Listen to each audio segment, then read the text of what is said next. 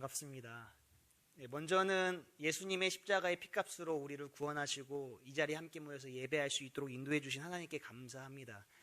그리고 설교할 수 있는 기회를, 이 좋은 기회를 허락해 주신 교회와 담임 목사님께도 진심으로 감사드립니다. 기도하고 말씀 함께 살펴보도록 하겠습니다. 살아계신 하나님, 천번 만번 지옥 갈 수밖에 없는 저희들을 예수님의 십자가의 피값으로 구원해 주시고 살려주셔서 감사합니다. 구원받은 은혜에 감사하여 이 자리에 모여 함께 예배하오니 하나님 홀로 영광을 받아 주옵소서. 사람의 영광이 드러나지 않게 해주시고 사람의 이름이 드러나지 않게 하여 주옵소서. 오직 하나님의 이름만이, 하나님의 영광만이 드러나게 하여 주옵소서. 하나님, 예배를 통하여 말씀을 듣는 가운데에 깨닫는 은혜가 있게 해주시고 한 귀로 듣고 한 귀로 흘리는 것이 아니라 우리의 손과 발로 실천하며 행동하는 진정한 신앙인들이 다 될 수 있도록 하나님 도와주옵소서. 모든 영광을 우리 주님께만 올려드립니다. 예수님의 이름으로 간절히 기도하옵나이다. 아멘. 예수님께서 지금 제자 3명을 데리시고 높은 산에 오르시고 계십니다. 그런데 그 시기가 언제였냐면 엿새 후라고 성경은 기록하고 있습니다. 2절 보시면 제가 한번 읽어드리도록 하겠습니다. 엿새 후에 예수께서 베드로와 야고보와 요한을 데리시고 따로 높은 산에 올라가셨더니 그들 앞에서 번영되사, 엿새 전에는 어떤 일이 있었냐면 예수님께서 제자들에게 이렇게 질문합니다. 너희가 나를 누구라 하느냐? 그때 베드로가 이런 대답을 합니다. 마가복음 8장 29절입니다. 또 물으시되 너희는 나를 누구라 하느냐? 베드로가 대답하여 이르되 주는 그리스도이시니라. 당신은 메시아입니다. 우리가 기다렸던 메시아입니다. 이렇게 분명하고 확실하게 신앙을 고백합니다. 그리고 예수님께서 그 다음에 자신이 겪을 고난과 죽음에 대해서 말씀해 주십니다. 그 내용이 마가복음 8장 31절에서 32절까지입니다.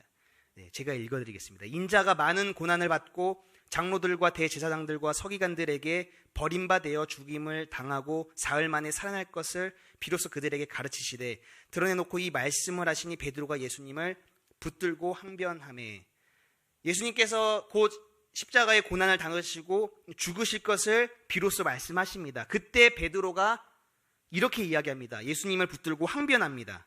항변하다는 뜻은 예수님을 꾸짖었다는 뜻입니다. 예수님께서 귀신을 꾸짖고 폭풍을 꾸짖을 때 사용했던 표현과 동일한 표현입니다. 베드로는 지금 눈앞에 있는 예수님이 자기가 기대했던 예수님이 아닌 겁니다. 자기가 기대했던 메시아가 아닌 겁니다. 그러니까 무슨 말이냐면, 예수님 지금 정신 차리십시오. 지금 무슨 말도 안 되는 소리를 하고 계십니까? 지금 이스라엘의 회복이 바로 눈앞에 있는데 왜 고난을 받고 도대체 왜 죽는다는 것입니까? 라며 소리 높여서 예수님을 지금 꾸짖고 있는 것입니다. 분명히 좀 전에 신앙의 고백을 했음에도 불구하고 예수님을 꾸짖고 있는 것입니다. 왜 예수님을 꾸짖었냐면요, 신앙은 고백하고 있지만 기본적으로 신앙이 없는 것은 아니지만 예수님의 말씀을 온전히 이해하지 못했기 때문이 그렇습니다. 우리도 이 베드로와 같은 모습이 우리 안에도 있습니다. 신앙이 없는 것도 아니고 교회도 출석하고 예배도 참석하고 우리가 예수님을 믿고 따르는 신앙생활을 하지만 그분의 말씀을 온전히 이해하지 못하고 그분께로 제대로 눈뜨지 않으면 우리도 복음을 얼마든지 오해할 수 있다는 것입니다. 복음을 오해하면 어떠한 결과가 나오는지 마가복음 8장 33절을 함께 읽으면 좋을 것 같습니다. 마가복음 8장 33절 함께 읽겠습니다. 시작. 제자들을 보시며 베드로를 꾸짖어 이르시되 사탄아 내 뒤로 물러가라. 내가 하나님의 일을 생각지 아니하고 도리어 사람의 일을. 복음을 오해할 때 어떠한 일이 생기냐면 하나님의 일을 생각하지 않고 사람의 일을 생각하게 되는 것입니다.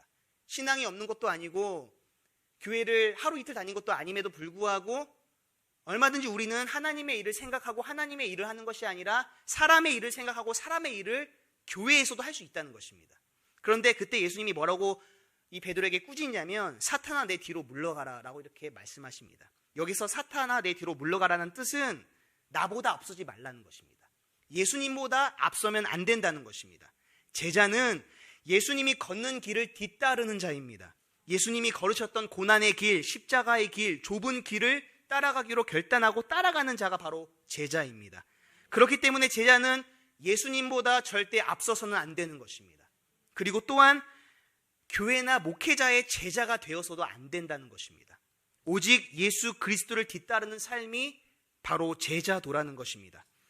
엿새 전에 이 예수님의 질문을 통해서 제자들의 영적인 상태가 이제 어느 정도 드러나게 됩니다. 정확히 복음을 이해하지 못하고 있는 상태. 예수님께서 존재하시고 이 땅에 오신 목적을 아직 정확히 알지 못하는 상태에 있는 것입니다. 그런 제자들을 예수님께서 책망하시거나 야단치지 않고 지금 높은 산으로 이끌고 가십니다. 2절을 우리 함께 한 번 더 읽도록 하겠습니다. 2절입니다. 2절 엿새 후에 한 번 더 읽으면 좋을 것 같습니다. 네, 시작. 엿새 후에 예수께서 베드로와 야고보와 요한을 데리시고 따로 높은 산에 올라가셨더니 그들 앞에 번영. 네, 예수님께서 여러 명의 제자들 가운데에 베드로와 야고보와 요한 이 세 제자만을 데리고 산으로 올라가십니다. 그런데 이제 저희가 언뜻 알기로는 이 세 명의 제자가 수제자들이다, 이렇게 알고 계신 분도 있을 텐데, 이들이 수제자이기 때문에 예수님이 데리고 간 게 아닙니다. 여러 명의 제자들 가운데 가장 먼저 변화가 필요했던 사람들이 이 세 제자입니다. 사복음서를 구체적으로 살펴보면요, 이 세 제자의 이름이 자주 등장합니다. 그런데 이상하게 그들의 이름이 거론될 때마다 문제가 생깁니다. 시비가 일고 불평불만이 터져 나왔습니다. 그래서 예수님께서는 이 세 제자가 변하지 않고서는 결코 제자 공동체가 건강하게 변화될 수 없다는 걸 아셨습니다. 그래서 먼저 이 세 명을 택해서 데리고 가시는 겁니다. 그래서 마치 부모님께서 이제 먼 길을 떠날 때 가장 안심이 되지 않는 아이, 가장 불안한 아이를 데리고 가는 것처럼 예수님께서 이 세 제자를 데리고 높은 산으로 가신다는 것입니다. 우리가 살아가는 이 삶의 현장이나 가정에서 또 교회가 주님의 뜻대로 건강히 세워져 나가고 변화되기 위해서는 가장 먼저 누가 변화돼야 될까요? 바로 내 자신입니다. 내가 변화돼야 내가 살아가는 삶의 현장이, 우리의 가정이, 우리의 교회가 건강하게 세워질 수 있고 변화될 수 있다는 것입니다. 우리는 다른 사람이 변화되면, 또 목회자가 변화되면, 그 누군가 변화되면 변화될 거라고 생각하지만 결국에는 우리 자신이 변화돼야 된다는 것입니다. 그런데요, 우리는 우리 스스로를 변화시킬 수 없는 존재입니다. 우리는 결코 우리 스스로를 변화시킬 수 없습니다. 그래서 예수님께서 산에 오르신 뒤에 그들에게 변형된 모습을 보여주시는데, 그래서 이 산의 이름이 변화산입니다. 이 변화산에서 예수님께서 변형된 모습을 제자들에게 보여주시는데, 이 변형되다라는 뜻이 원문을 보면 수동태로 기록되어 있습니다. 수동태. 그러니까 무슨 말이냐면 예수님께서 스스로 변화하신 것이 아니라 하나님께서 친히 예수님을 변화시켜 주셨다는 것입니다. 변화는요, 우리 스스로가 노력하고 애써서 이루어질 수 있는 것이 아니라 하나님이 우리를 변화시켜 주실 때만 변화가 된다는 것입니다. 구약에 가보면요, 다윗이라는 인물이 등장합니다. 하나님과 마음이 합한 왕입니다. 그런데요, 다윗을 연구해보고 다윗을 조사해다 보면요, 다윗이 우리와 성정이 똑같은 사람입니다. 이 사람도 연약했고요, 상처 많았고요, 쓰러지기 일수였고 넘어지기 일수였습니다. 그럼에도 불구하고 하나님과 마음이 합한 다윗 왕이 될 수 있었던 이유는 뭐냐면, 그런 연약하고 상처 많은 다윗을 하나님께서 광야를 통해서, 끝없는 테스트를 통해서 만들어 가셨다는 것입니다. 다듬어 가셨다는 것입니다. 그래서 하나님과 마음이 합한 왕, 온전한 하나님의 사람으로 하나님께서 세우시고 사용하셨다는 것입니다. 결국에는 변화는 우리가 노력하고 애쓰는 것이 아니라 하나님이 우리를 만져주시고 이끌어 가실 때 변화가 된다는 것입니다. 그렇기 때문에 더디고 느린 것 같다 할지라도, 답답하다 할지라도 끝까지 하나님을 신뢰함으로 인내할 수 있어야 되는 것입니다. 좀 전에 이제 8장 보면요, 예수님께서 맹인을 고쳐주시는데 한 방에 고쳐주지 않습니다. 우리는 냄비근성이 있어서 한 방에 빨리빨리 빠른 변화를 원하지만 예수님께서 점진적으로 시야를 넓혀주시고 회복시켜 주십니다. 왜냐하면 우리가 지금까지 살아왔던 과정들이 다 우리 내면 안에 켜켜이 새겨져 있거든요. 하나님께서는 우리가 살아왔던 그런 과정들을 존중하시고 하나하나 다듬어 가시면서 우리를 변화시켜 가신다는 것입니다. 그런 하나님을 우리가 꼭 의지해서요, 꼭 신뢰해서 온전히 하나님의 사람으로 세워지고 변화되기를 주님의 이름으로 축복합니다. 성경에서 산은요, 하나님과 보다 가까운 공간을 의미합니다. 그래서 기도할 때, 하나님을 만날 때, 그리고 하나님의 말씀을 받을 때 등장하는 곳이 바로 산입니다. 여기서 등장하는 높은 산은요, 말 그대로 높은 산을 의미하기도 하지만 그만큼 하나님과 가깝다는 상징적인 의미를 갖고 있는 것입니다. 그 등산을 제가 이렇게 좋아하는데요. 등산을 이렇게 가서 이제 정상에 올라가면요, 이제 이렇게 야호를 한번 외치고 이제 이렇게 밑을 바라보게 되잖아요. 그러면 밑을 바라보면 어떻게 돼 있냐면 모든 것이 작은 점에 이렇게 불과하다는 걸 느끼게 됩니다. 아무리 잘난 사람도, 아무리 의리한 집을 살고 있는 사람도 결국에는 작은 점에 불과하다는 겁니다. 그런데 막상 산 아래 내려와서 우리가 살아가는 풍경은 어떠냐면 조금 많이 가졌다고 잘난 척하고 또 조금 덜 가졌다고 주눅이 들어 살아갑니다. 그렇게 서로 비교하면서 서로 상처를 주고받으면서 그렇게 산 아래에서 우리는 살아갑니다. 즉 어둠의 권세에 묶인 채 살아가는 사람들의 모습을 우리는 알게 됩니다. 산에 올라가면 다 우리는 은혜가 필요한 자들이고 다 우리는 하나님 앞에서 점과 같이 작은 자들이라는 것을 알 수 있습니다. 예수님께서 이 땅에 오셔서 하늘의 영광을 버리시고 이 땅에 오셔서 나 같은 죄인을 살리기 위해서 십자가에 매달려 물과 피를 다 쏟기까지 죽기까지 사랑하시고 우리에게 새 생명을 주셨습니다. 그리고 우리는 은혜로 살아갑니다. 그런데요, 우리가 그 은혜를 잃어버리고 감사와 자족을 잃어버린 채 살아갈 때가 너무나도 많다는 것입니다. 요즘에 이런 단어들이, 신조어들이 많이 등장해요. 헬 조선, 이 땅에서 사는 삶이 지옥 같다는 것입니다. 그리고 상대적 박탈감이라는 표현도 하는데요, 환경이 좋고 좋은 조건에 있는 사람을 보면 배가 아프다는 것입니다. 그리고 수저 계급론이라는 또 이렇게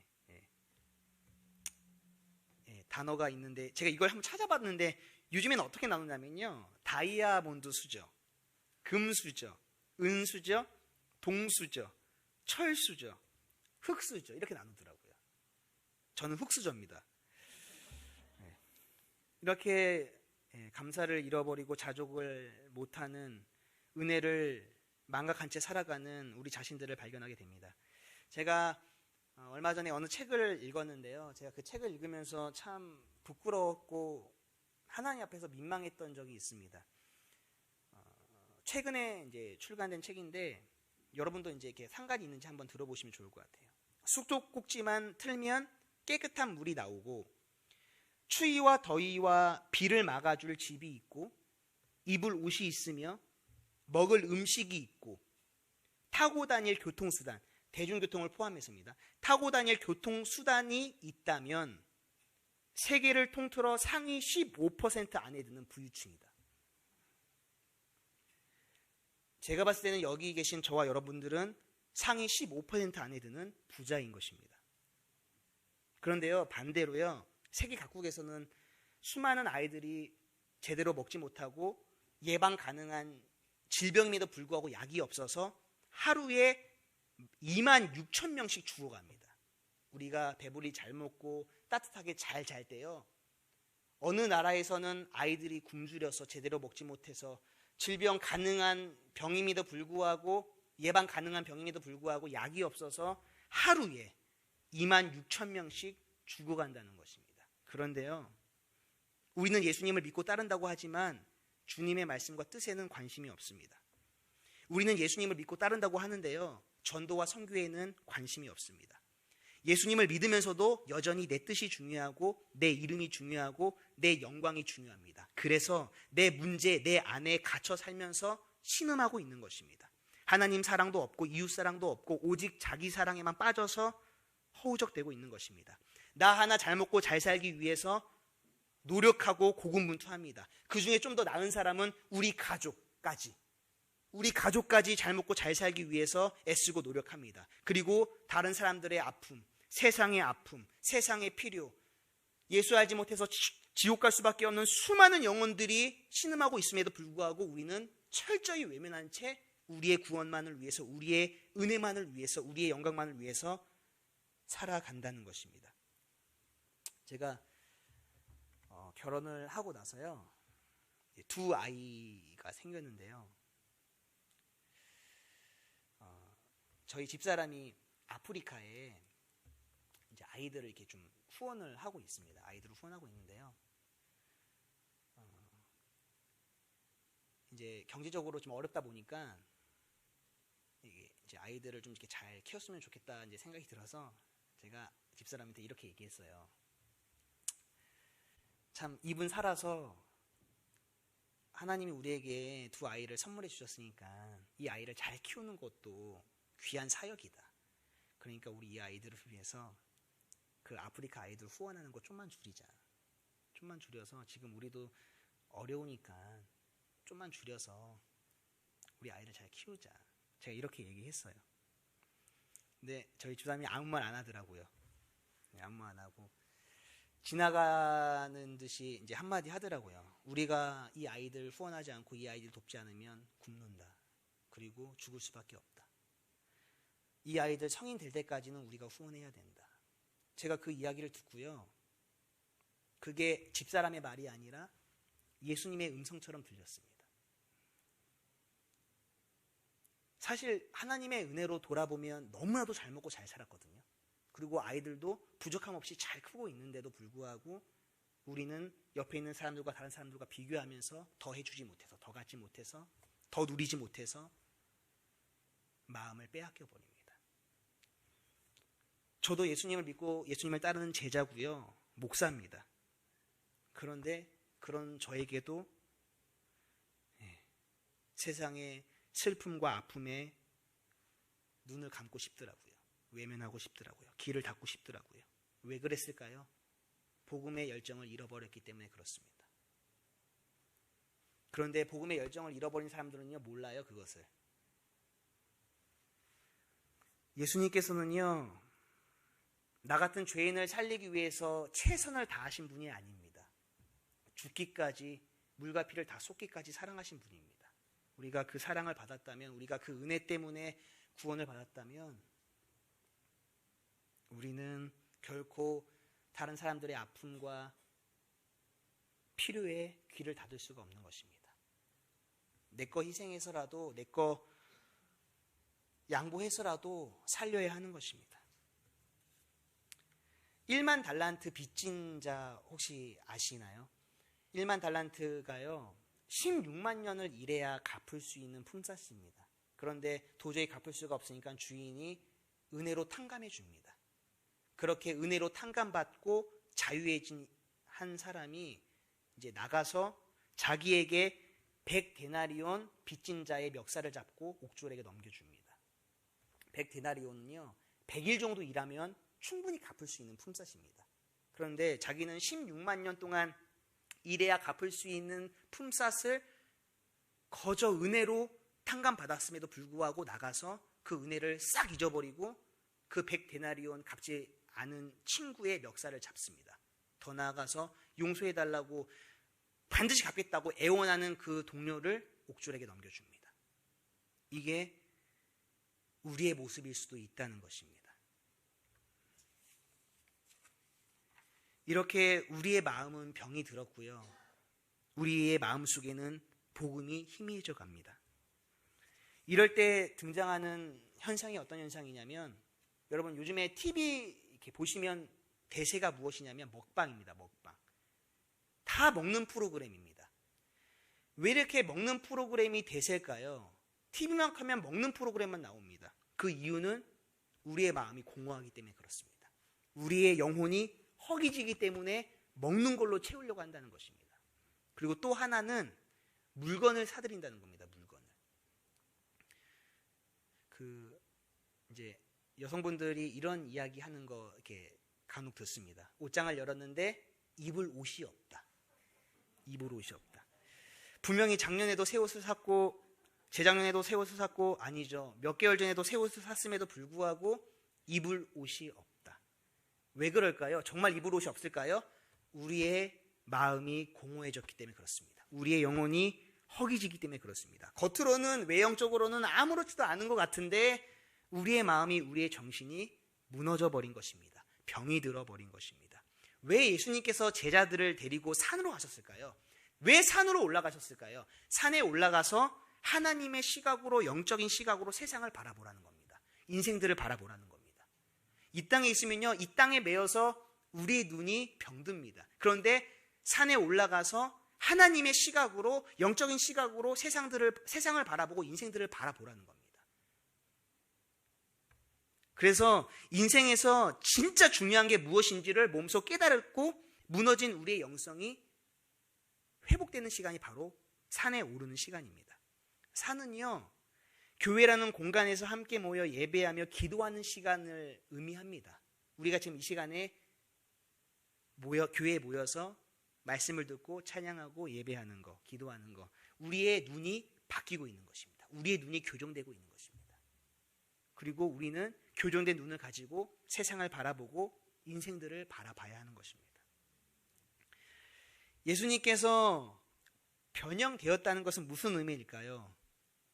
먼저 예수님 자신의 변화된 모습을 제자들에게 보여주십니다. 친히 어떻게 살아가야 하는지를 보여주시는 겁니다. 우리 3절을 함께 읽도록 하겠습니다. 3절을 함께 읽도록 하겠습니다. 시작. 그 옷이 매우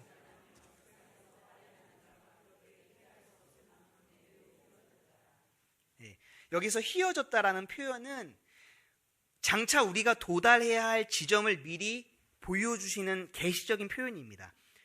이거와 연관된 성경 구절이 두 구절 있거든요. 이걸 같이 보시면 이해가 되실 거예요. 갈라디아서 3장 27절을 함께 읽도록 하겠습니다. 갈라디아서 3장 27절을 함께 읽도록 하겠습니다. 네, 큐. 네, 안 나오네요. 역시 긴장이 돼가지고 땀을 많이 흘리는데요. 네. 아직 안 나왔나요? 네, 갈라디아서 3장 27절 제가 읽어드릴게요. 누구든지 그리스도와 합하기 위하여 세례를 받은 자는 그리스도로 옷 입었느니라. 로마서 13장 14절도 제가 읽어드리겠습니다. 오직 주 예수 그리스도로 옷 입고 정욕을 위하여 육신의 일을 도모하지 말라. 다시 말해서 그리스도로 옷 입으라는 것은 무엇이냐면요, 우리의 인격과 성품이 예수님을 닮아가야 한다는 것입니다. 쉬운 표현으로 성숙해져야 되는 것, 성숙해져야 된다는 것입니다. 그러기 위해서는 우리의 모든 육신의 가치관을 내려놓아야 한다는 것입니다. 이런 말이 있더라고요. 자존심이라는 꽃이 떨어지지 않는 한 성숙한 인격의 열매를 맺을 수 없다. 자존심이라는 꽃이 떨어지지 않으면 성숙한 인격의 열매를 맺을 수 없다. 그만큼 성숙한 인격으로 나아가는데 가장 방해가 되는 것이 우리의 자존심이라는 겁니다. 왜냐하면 자존심의 뿌리는 자기의이기 때문에 그렇습니다. 그래서 우리가 수시로 자기의로 사는지 그리스도의 의로 사는지를 체크해 봐야 되는 것입니다. 그러면 그리스도로 옷 입고 살아간다는 것의 구체적인 의미는 무엇인가? 마태복음 11장 28절에서 30절까지인데요. 네, 나왔습니다. 함께 읽도록 하겠습니다. 시작. 수고하고 무거운 짐진 자들아 다 내게로 오라. 내가 너희를 쉬게 하리라. 나는 마음이 온유하고 겸손하니 나의 멍에를 메고 내게 배우라. 그래야면 너희 마음이 쉼을 얻으리니 이는 내 멍에는 쉽고 내 짐은 가벼움이니라. 네, 여기서 멍에는 십자가입니다. 십자가. 우리는 십자가를 지는 삶을 살아야 합니다. 그리스도로 옷 입는 것은 우리가 십자가를 지는 겁니다. 십자가가 무엇입니까? 우리가 희생하는 겁니다. 우리가 고난을 감당하는 겁니다. 우리가 죽기까지 순종하는 것입니다. 예수님은 변화산에 오르기 전에 제자들에게 그분이 겪을 고난과 십자가 죽음에 대해서 분명히 가르쳐 주셨습니다. 그러나 제자들은 그 의미를, 그 말씀을 온전히 깨닫지 못했습니다. 변화산 사건을 경험한 다음에도 마찬가지입니다. 그런데 그 변화산 사건의 경험이 얼마나 황홀하고 놀라운 경험이냐면요, 높은 산에 올라갔는데 엘리야와 모세가 등장합니다. 그리고 예수님과 이야기를 하고 그것을 세 제자가 목격합니다. 그때 베드로의 반응이 어떠하냐면 여기가 좋사오니 여기에 머물고 싶습니다라고 이렇게 고백을 합니다. 은혜 받는 자리에 그대로 머물러 있으면요, 우리의 신앙은 균형을 잃어버리고 맙니다. 영적인 황홀한 경험, 놀라운 경험, 충만한 은혜가 넘치는 경험은 귀한 것입니다. 그런데 그 자리에만 머물러 있으면 반드시 신앙의 균형은 깨집니다. 암이 어떻게 걸리는지 제가 들었던 적이 있는데요. 암은 그 몸의 균형이 깨졌을 때, 몸의 신체의 밸런스가 깨졌을 때 암이 생긴다고 합니다. 그러면 이제 암덩어리를 제거하죠. 그럼 제거한다고 해서 회복되는 게 아니라 여전히 몸의 밸런스는 깨져 있기 때문에 다시 재발한다는 겁니다. 그렇기 때문에 어떤 사람이 암이 걸려서 이제 제거 수술을 했음에도 불구하고 재발이 되니까 어떻게 생각했냐면, 완전히 삶의 라이프를 바꿔보자. 이 삶의 라이프를 완전히 180도 바꿔보자. 지금까지 살아왔던 삶의 패턴을 완전히 뒤집어서 한번 해보자 했더니 암이 나았다는 것입니다. 균형을 잃으면요, 무너지게 되는 것입니다. 균형을 잃으면 다시 병으로 고통받게 되는 것입니다. 그러면요, 우리는 어떻게 해야 할까요? 환희와 감격만으로 신앙생활은 할 수 없습니다. 날마다 치열한 영적 전투가 있는 산 아래 세상으로 내려가야 합니다. 삶의 현장에서 하루하루 치열하게 그리스도로 옷 입고 사는 것이, 십자가를 지고 사는 것이 바로 신앙생활이라는 것입니다. 우리가 살아가는 곳은요, 우리가 살아가야 하는 곳은 산 정산이 아닙니다. 바로 산 아래 이 땅입니다. 그리스도로 옷 입고 십자가를 지고 이 땅에서 예수님이 걸어가신 그 길을 뒤따라가는 것이 바로 우리의 삶이고 우리의 사명이라는 것입니다. 그런데요, 이 산 아래의 현실, 이 세상의 현실은 어떠한지 마가복음 9장 17절에서 18절까지를 우리 함께 읽도록 하겠습니다. 시작. 무리 중에 하나가 대답하되 선생님, 말 못하게 귀신 들린 내 아들을 선생님께 데려왔나이다. 귀신이 어디서든지 그를 잡으면 거꾸러져 거품을 흘리며 이를 갈며 그리고 파리해지는지라. 내가 선생님의 제 아들에게 한 부모가 아이를 데리고 옵니다. 근데 그 아이는 귀신이 들린 상태입니다. 어떤 귀신이냐면요, 진리에 대해서 말 못하게 하고 진리를 못 듣게 하는 귀신입니다. 진리와 멀어지게 하는 것이 사탄의 역사입니다.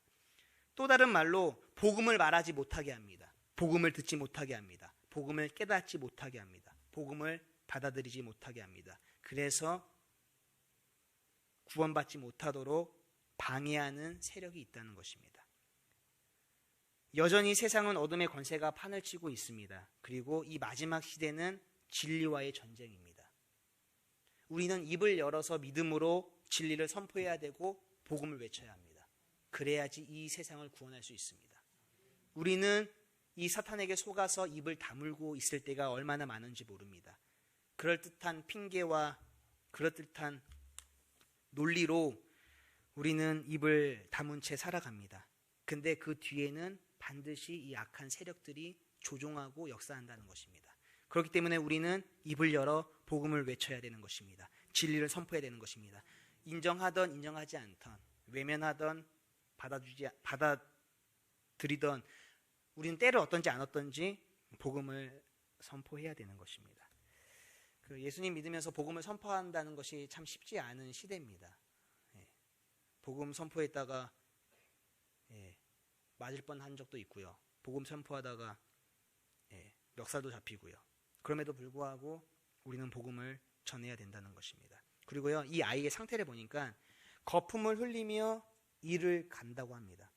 보통 사람이 언제 거품을 물고 언제 이를 가냐면 격렬한 분노에 사로잡혔을 때 이런 반응을 보입니다. 다시 말해 이 아이는 분노에 사로잡힌 겁니다. 분노에 사로잡힌 세상과 인생들을 비유적으로 표현하고 있는 것입니다. 사단이 제일 이용하기 쉬운 사람이 혈기 부리는 사람입니다.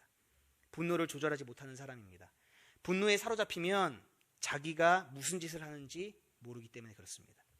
또 이 아이의 상태가 파리하답니다. 파리하다. 피가 돌지 않는 상태입니다. 몸이 굳어져 갑니다. 죽어가는 상태를 이야기합니다. 그리고 이 귀신 들린 아이를 부모가 데려옵니다. 무슨 말이냐면 부모도 자기 아이를 마음대로 할 수 없다는 것입니다. 이게 바로 이 땅과 이 세상의 현실입니다. 여전히 어둠의 권세들이 판을 치고 여전히 이 사탄이 진리를 듣지 못하도록, 복음을 영접하지 못하도록 이 세상을 뒤에서 흔든다는 것입니다. 그런데요, 이 부모가 귀신 들린 아들을 고쳐달라고 예수님의 제자들에게 찾아갑니다. 그런데 18절 후반부를 보니까 그들이 능히 하지 못하더이다. 제자들이요, 예수님을 따르는 제자들이요, 병들고 귀신 들린 세상과 인생들을 바라보면서 아무것도 할 수 없는 무기력하고 무능한 모습을 그대로 보여줍니다. 철저히 무능력한 모습. 제가 이 말씀을 묵상하면서 사실 저의 모습이 이러한 모습이 아닌가, 우리의 모습이 이러한 모습은 아닌가라는 생각을 하게 됩니다. 교회에서 열심히 봉사도 하고 수많은 훈련도 받지만 정작 우리가 살아가는 삶의 자리에서, 세상에서 이 제자들처럼 아무것도 할 수 없는 무기력하고 무능한 성도들은 아닌가, 한국교회가 그렇게 돼버린 것은 아닌가 통탄하게 됩니다. 마가복음 9장 7절 보니까요, 제가 읽어드릴게요. 마침 구름이 와서 그들을 덮으며 구름 속에서 소리가 나되 이는 내 사랑하는 아들이니 너희는 그의 말을 들으라 하는지라. 하나님께서 예수님의 말씀을 들으라고 합니다. 예수님의 말씀을 들으라고 합니다. 많은 사람들이요, 이제 한국교회는 소망이 없다, 미래가 없다, 그리고 더 이상 아이들은 교회에 나가지 않을 것이다, 이렇게 결론을 짓고 자주 섞인 이야기를 쏟아냅니다. 그리고 굉장히 분위기도 회의적입니다. 저도 사람인지라 이런 이야기를 들을 때면 정말 소망이 없는 건가, 정말 한국교회는 이제 끝난 건가, 이런 생각이, 또 회의감이 올라오기도 합니다. 그런데 하나님께서 말씀하십니다. 그의 말을 들으라. 이 시대야말로 로마교회처럼 복음을 다시 들어야 되는 시대입니다. 복음을 반드시 다시 들어야 됩니다. 복음을 날마다 들으셔야 됩니다.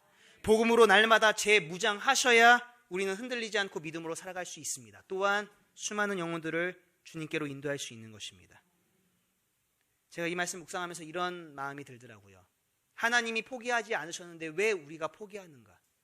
하나님은 실수가 없는 분인데 왜 우리는 실수했다고, 실패했다고 단정 지어버리나? 하나님은 살아계시고요, 복음이 결국 우리를 구원한다는 것입니다. 그런데 우리는요, 그 믿음마저 놓칠 때가 너무나도 많다는 것입니다. 그 스탠리 존슨이라는 그 인도 선교사님이 계시는데, 그분이 이제 인도에서 선교 사역을 잘하시고 92세가 이렇게 되셨어요. 그리고 이제 전신마비, 이제 중풍이 와서 전신마비가 됩니다. 보통 92세 정도 되시고 이제 중풍이 오면 이제 이렇게 마무리를 좀 잘하고 이제 정리해야 되겠다 생각하고 하는데, 이분이 그렇게 나이가 많음에도 불구하고 믿음이 있었던 분입니다. 그런데 이제 병원에서 말을 못하니까, 몸도 굳고 말을 못하니까 이제 그 간호사 분이 매일 들어오잖아요. 그분에게 이렇게 부탁을 했다고 합니다. 인사를 대신해서 나를 이렇게 확인하러 올 때마다 예수님의 이름으로 일어나라, 이렇게 이제 말해달라고 요청을 했다고 합니다. 그러니까 이제 그 간호사가 알겠다고 해서 이제 매일 이제 환자를 체크할 때마다 그 선교사님에게 예수님의 이름으로 일어나라. 그러면 그분이 이제 말도 못하고 움직이지도 못하니까 이제 속으로 아멘, 아멘 이렇게 하는 거예요. 그리고 둘째 날 또 간호사가 들어와서 예수님의 이름으로 일어나라. 그리고 또 이분이 아멘, 아멘, 아멘. 또 셋째 날 간호사가 들어와서 예수님의 이름으로 일어나라. 아멘, 아멘, 아멘. 그렇게 예수님의 이름으로 일어나라, 일어나라, 일어나라, 일어났습니다. 이게 복음의 능력인 것입니다. 우리는 하나님이 포기하지 않으셨는데 우리가 먼저 포기해버리고, 하나님은 실수가 없는 분인데 우리가 실패라고 이미 다 규정해버리고 하나님을 죄안해버립니다. 이미 우리는 믿음이 없음에도 불구하고 교회 열심히 다니니까 우리의 영적인 상태는 괜찮을 거라고 착각하고 있는 것입니다. 그런데 우리가 말씀을 통해서 점검해야 될 것은 뭐냐면, 우리가 정말로 복음으로 무장되어 있는가? 우리가 날마다 복음으로 충만해 있는가? 예수님의 이름으로 날마다 일어서 있는가? 예수님의 이름으로 날마다 나아가고 있는가를 우리는 확인하고 점검해야 된다는 것입니다. 그리고요, 복음으로 무장한 다음에 마가복음 9장 28절 29절을 제가 읽어드리겠습니다. 집에 들어가심에 제자들이 조용히 묻자오되 우리는 어찌하여 능히 그 귀신을 쫓아내지 못하였나이까?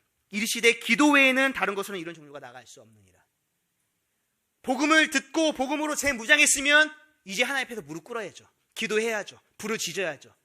그래서 다시금 우리가 십자가의 능력으로, 복음의 능력으로 일어서야 되는 것입니다. 왜냐하면 우리를 통해서 아직도 구원받아야 할 사람들이 많이 있기 때문에 그렇습니다. 수많은 이 땅뿐만 아니라 세계 각국의 수많은 영혼들이 지금 복음을 듣지 못하고 예수님을 알지 못해서 수없는 영혼들이 지옥불에 떨어지고 있음에도 불구하고 우리는 전혀 조금도 미동하지 않습니다. 겉은 그럴듯해 보여도 마음은 병들어서 예수 그리스도가 없어서 궁핍한 사람들이 넘쳐나는데 우리는 피곤하니까, 또 복음 듣는 거 귀찮아하니까, 진리 선포하면 싫어하니까, 또 화내니까 우리의 입을 다물고 있다는 것입니다. 그렇기 때문에 지금 이 귀신 들린 아이를 통해서 우리가 알 수 있는 것은 뭐냐면, 이 세상이 이렇게 귀신 들린 아이처럼 살아간다는 것입니다. 파리해져서, 분노에 사로잡혀서, 그리고 부모도 어찌할 수 없는. 부모가 누굽니까? 자녀를 가장 사랑하는 사람이 부모 아닙니까? 아무리 사랑해도 도저히 해볼 수 없는, 감당이 안 되는. 그런데 복음은 감당이 된다는 것입니다. 복음은 가능하다는 것입니다. 그것이 성경이 이야기하는 것입니다. 우리는 산 정상에만 있을 수 없습니다. 은혜 받는 자리에만 안주해 있을 수 없습니다. 우리는 은혜 받는 자리에서 상 정상에서 하나님을 만나고 복음을 듣고 우리가 은혜로 충만해서 이제는 치열한 영적 전투가 날마다 일어나고 있는 땅 아래, 우리는 세상으로 가서 그곳에서 그리스도로 옷 입고 십자가의 능력으로 살아가야 하는 것입니다. 그리고 수많은 영혼들을 우리 주님께로 인도해야 되는 것입니다. 가슴 아프고 불편한 사실이지만 이 땅의 그리스도인들이, 이 땅의 교회가 얼마나 무력한지를 먼저 인정하고 다시 우리가 복음으로 무장하고 기도로 충만하여서 십자가의 능력으로, 복음의 능력으로 일어서야 된다는 것입니다. 그렇게 우리가 이제 한 주간 세상에서 살아갈 텐데 교회에서만 기독교인 척하는 것이 아니라 우리가 살아가는 삶의 현장에서, 가정에서, 직장에서, 사업장에서 우리가 예수님의 제자로서 그리스도로 옷 입고 복음의 능력으로, 십자가의 능력으로 힘차게 살아가는 저와 여러분들이 다 되시기를 주님의 이름으로 축원합니다. 우리 함께 찬양 한 곡